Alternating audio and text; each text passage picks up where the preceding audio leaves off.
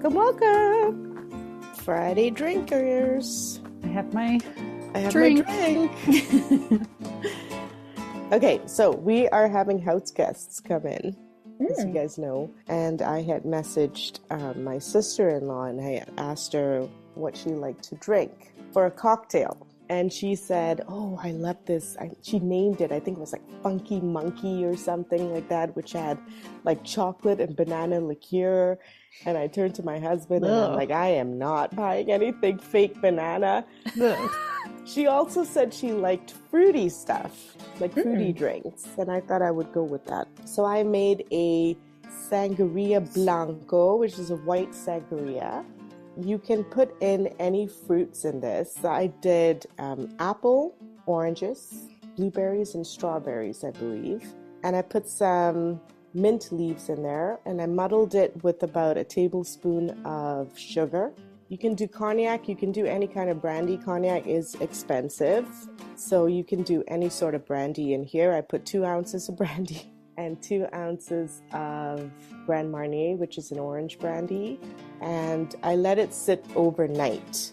Now, I will come back to that later. Okay. The overnight thing. And then the next day, I just added that mixture into one of those punch bowls. And I added a cava wine, which is a Spanish sparkling wine, white. It can be sweeter, it can be drier. You can get different versions of it. I always prefer a drier cava, and because everything else is quite sweet in there. And I added some orange juice just to top it off.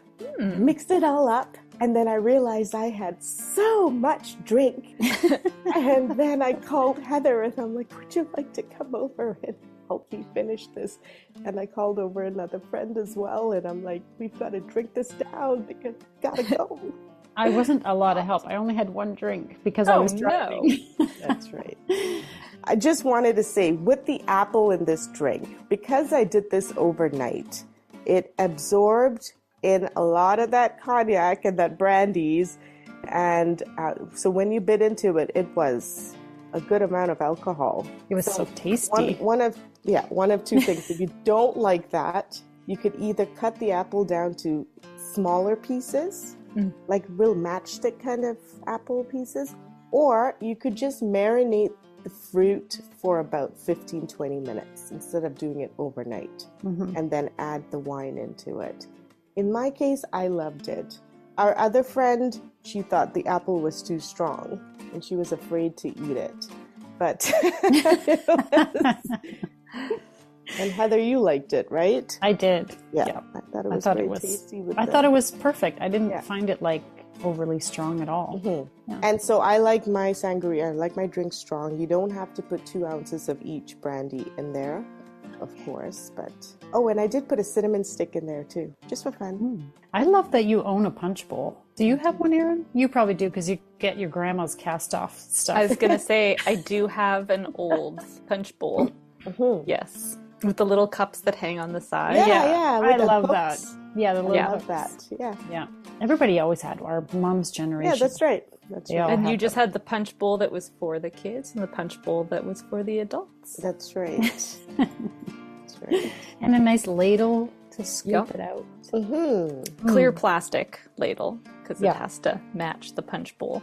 That's right. I love the sangria. I thought it was delicious. Yeah, I love almost any kind of sangria. I like red sangria. I like a sweet sangria. I like a dry sangria.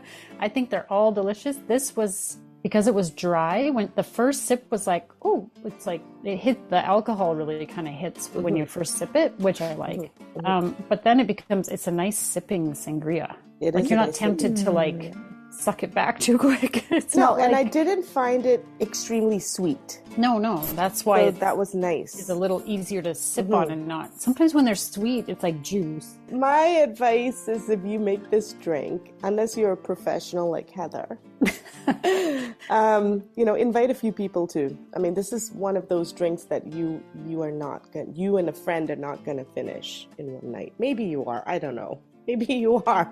And it's not really the kind of thing you can just make 1 or 2 servings of. Right. Because you have to open an entire bottle of cava, right? So, and I mean, it will keep for the next day. It just won't be bubbly anymore. So you want to drink it there and then.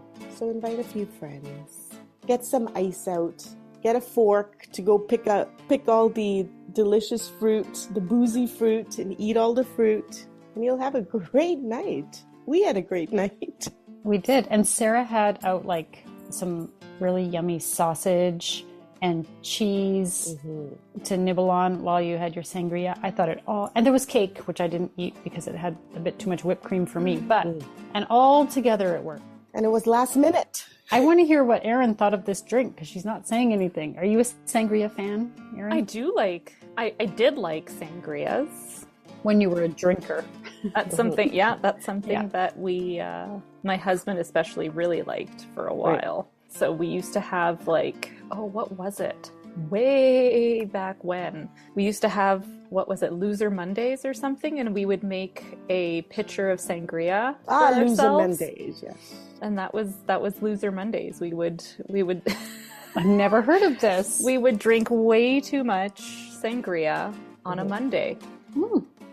People, like to have their drinks on Friday or Saturday. And so we thought, no, we're going to do this on Mondays. It was our weekly treat that we used to do.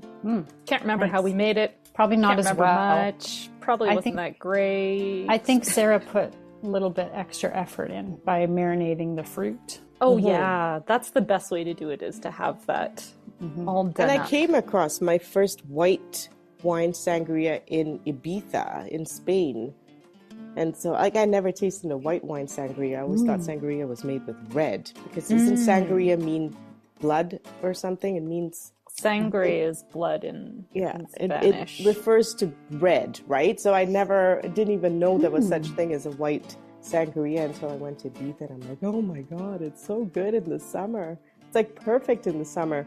And like red is almost like kind of nice in the fall or in the cooler weather, right? I quite enjoyed it. There's going to be more on Friday. Your house guests are going to hopefully not miss the banana. She'll be like, but I specifically told Sarah that I love banana liqueur. Where is the banana? She also is fruity, so I pretended I didn't read the banana part. That's definitely a very specific sort of taste. Very specific. And it's very artificial. It brings back memories of the good old days when we used to get the penicillin. Oh, that's exactly what it tastes like. And that's why it tastes exactly like that. I think it would gross me out now, but as a kid, I liked that. Every time you had strep throat or something, you had to take that nastiness. Ugh. Right. Thanks for joining us. You can find these recipes under the Speakeasy tab on threekitchenspodcast.com. My one glass was actually a punch bowl. It was a large glass.